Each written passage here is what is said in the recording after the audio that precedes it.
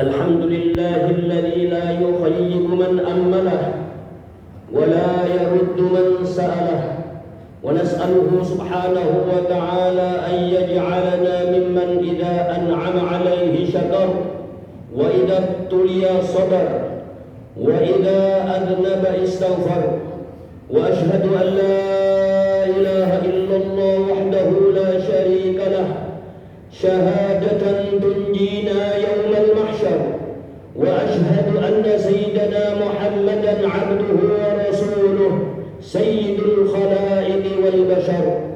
اللهم صل وسلم وكرم ومجد وعظم وترحم على سيدنا وحبيبنا وشفيعنا وعظيمنا ونور قلوبنا ومنقذنا ومولانا محمد الفاتح لما أغلق والخاتم لما سبق ناصر الحق بالحق والهادي إلى صراطك المستقيم وعلى آله حق قدره ومقداره العظيم.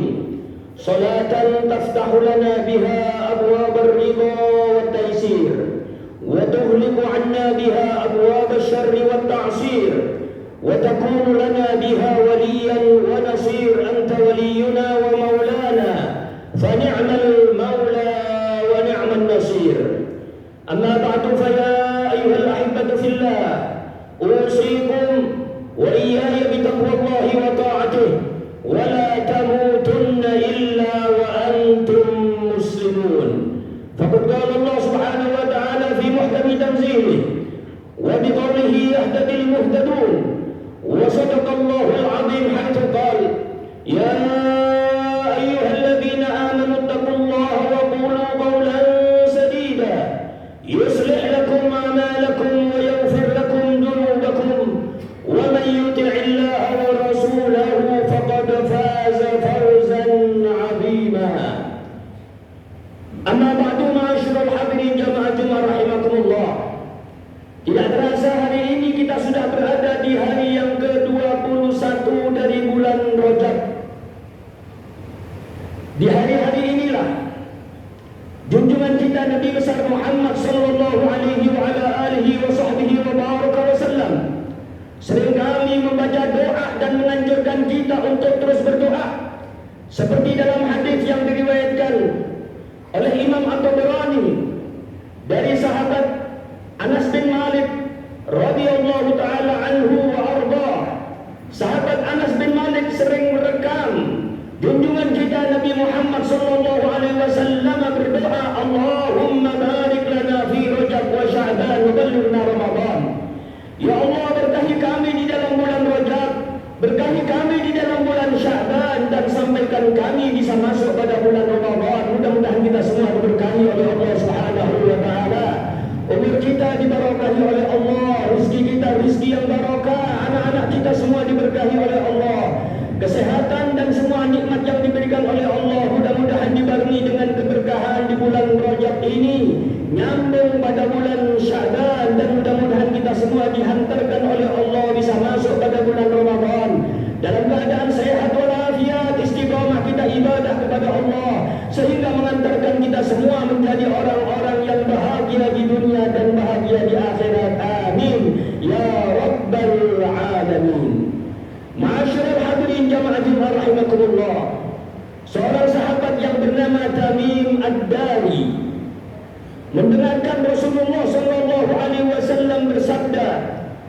Hadis diriwayatkan oleh Imam Muslim sahih. Kanjeng Nabi mengatakan, ad-dinun nasihah, agama adalah nasihat.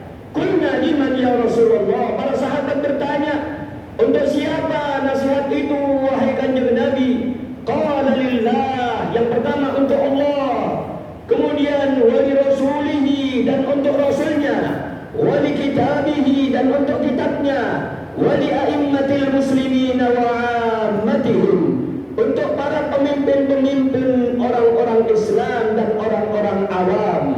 Hadisun sahih rawahu Muslim. Imam As-Sahabil Jalil Tamim Ad-Dari yang biasa menyalakan lampu masjidnya Kanjeng Nabi Muhammad sallallahu alaihi wasallam. Kemudian Rasulullah sallallahu alaihi wasallam senang sekali dengan apa yang dilakukan oleh sahabat Tamim Ad-Dari. Sahabat Tamim Ad-Dari yang biasa menyalakan lampu masjid itu didoakan oleh Kanjeng Nabi, nawwarta masjidana nawwarakallah fid dunya wal akhirah.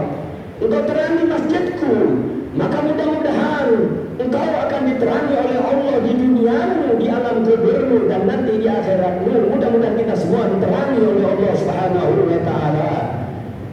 Inilah pahala orang yang menerangi masjid, yang hanya menyalakan masjid.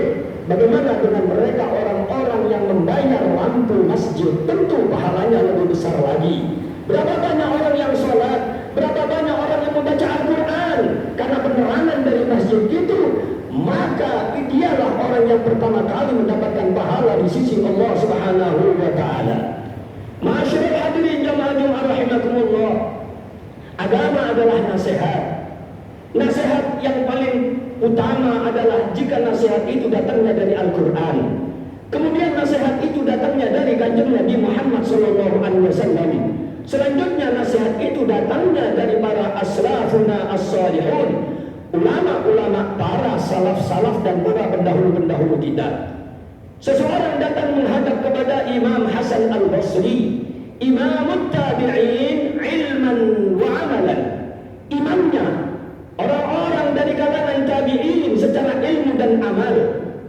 Dia datang menghadap kepada Imam Hasan Al-Basri sambil mengatakan, "Ya Imam Hasan Al-Basri, innali bintan uhibbuha." Sesungguhnya aku punya seorang putri yang aku sangat sayang dengan putriku. Wa qad jaa ghairu wahidin, dan sungguh datang bukan cuma satu dua, banyak orang yang melamar putriku yakhtubuha. Fa asyara al-Imam Hasan Al-Basri, liman uzawwijuha, kepada siapa putriku ini akan aku jodohkan? Imam Hasan Al-Basri menjawab, liman yattaqillah, jodohkan putrimu kepada orang yang takut kepada Allah. In ahabbaha akramaha, apabila suaminya senang maka dia akan menghormatinya.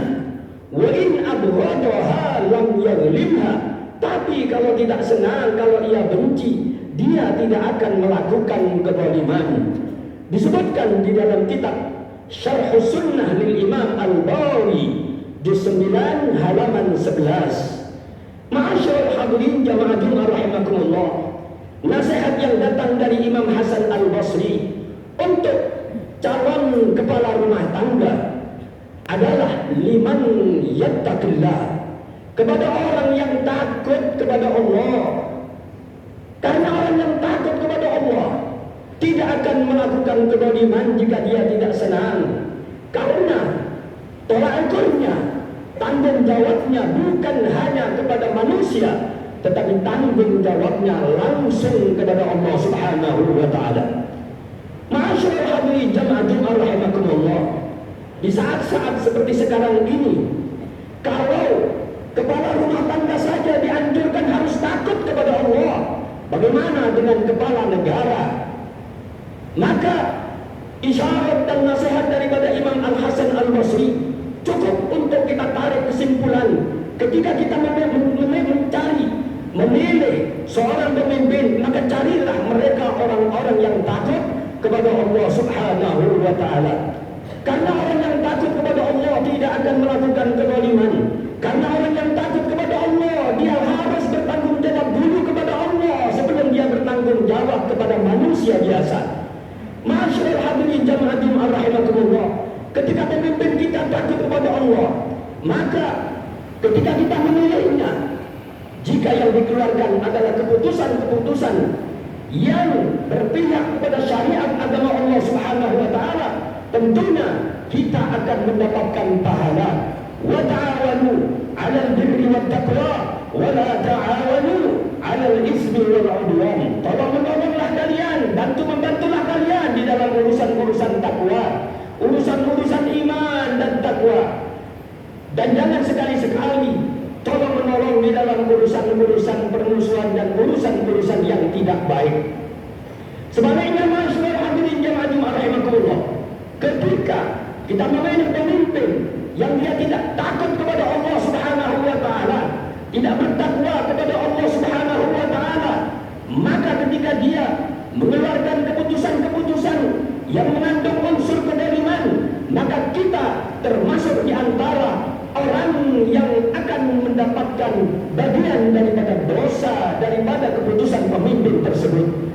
Lebih-lebih ketika kita memilihnya bukan atas dasar ibadah, melainkan atas dasar sesuatu keuntungan duniawi, maka Rasulullah SAW bersabda dalam hadis yang diriwayatkan oleh Imam At-Tabarani dari sahabat Abdullah bin Umar radhiyallahu anhuma, qala Rasulullah SAW, ar-rashi wal murtashi finnar, orang yang menyogok dan orang yang disogok sama-sama masuk ke dalam neraka. Ulama besar dan guru dari para ulama-ulama di Malang pada zamannya, Al-Habibul Imam Al-Arif Billah Al-Ustaz Ali bin Salim Al-Idrus rahimahullah, beliau sering mengatakan, man a'ana ala maksiatin walau bi syatri kalimatin kana syarikan lahu fiha.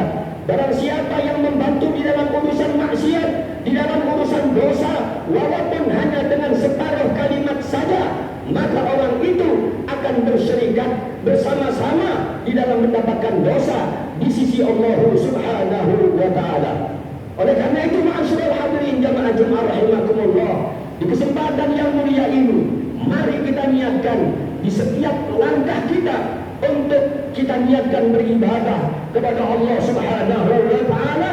Ikuti apa yang dikatakan oleh Imam Hasan Al-Basri selaku salaf kita, selaku imam tabi'in, ilman wa amalan, agar kita menjadi orang-orang yang selamat di dunia dan selamat di akhirat. Mudah-mudahan umur kita semua diberkahi oleh Allah. Orang tua kita mudah-mudahan diampuni oleh Allah Subhanahu wa taala. Anak-anak kita semua menjadi anak-anak yang soleh dan solihah. Hajat-hajat kita semua dimudahkan oleh Allah Subhanahu wa taala. Hajat dunia bil maisarah wa hajat al-akhirah bil maghfirah. Hajat dunia dengan kemudahan-kemudahan dan hajat akhirat dengan pengampunan Allah Subhanahu wa taala. Dan akhirnya mudah-mudahan Allah akhiri hidup kita dalam keadaan husnul khatimah. Ya Allah biha, ya Allah biha, ya Allah bi husnil khatimah. Ya Allah biha, ya Allah biha, ya Allah bi husnil khatimah.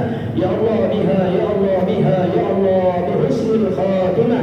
Husnul khatimah setelah kita diberikan panjang umur, husnul khatimah setelah diberikan sehat walafiat istiqamah ibadah, husnul khatimah setelah diberikan anak-anak yang saleh salihah, husnul khatimah setelah diberikan rezeki yang luas, rezeki yang barokah, rezeki yang mengantarkan kita mendapatkan nikmat di dunia sebelum bahagia nanti di alam akhirat. Husnul khatimah setelah dijauhkan sekecil apapun dari balak dan musibah. Husnul khatimah puncaknya di akhirat kita akan berkumpul bersama-sama dengan kanjeng Nabi Muhammad sallallahu alaihi wasallam di surga Allah bersama orang tua kita, keluarga kita, anak-anak kita dan semua orang-orang yang kita cintai. Amin ya rabbal alamin. إن أحسن الكلام وأبين الإيمان كلام الله الملك المنان ذي الجلال والإكرام.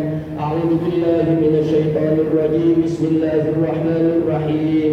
فمن يعمل مثقال ذرة خيرا يره ومن يعمل مثقال ذرة شرا يره. بارك الله لي ولكم بالقرآن العظيم ونفعنا به وإياكم بما فيه من الآيات والذكر الحكيم وتقبل مني ومنكم تلاوته إنه هو السميع العليم. أقول قولي هذا وأستغفر الله العظيم لي ولكم ولوالدين ولوالديكم ولسائر المسلمين والمسلمات والمؤمنين والمؤمنات فاستغفروا من كل ذنب إنه هو الغفور